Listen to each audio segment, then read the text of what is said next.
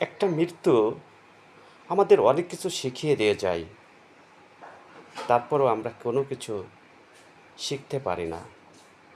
আমাদের কত প্ল্যান, কত পরিকল্পনা করে আমরা জীবন সাজাই, কিন্তু আমরা এই পৃথিবীতে থাকতেই পারবো না।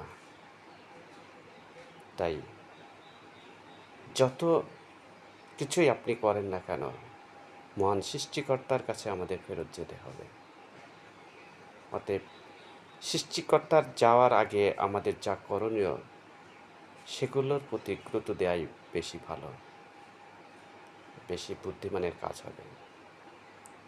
আমরা সবাই মহান সৃষ্টিকর্তার কাছে ফেরত যাব, এটাই চরম সত্য কথা।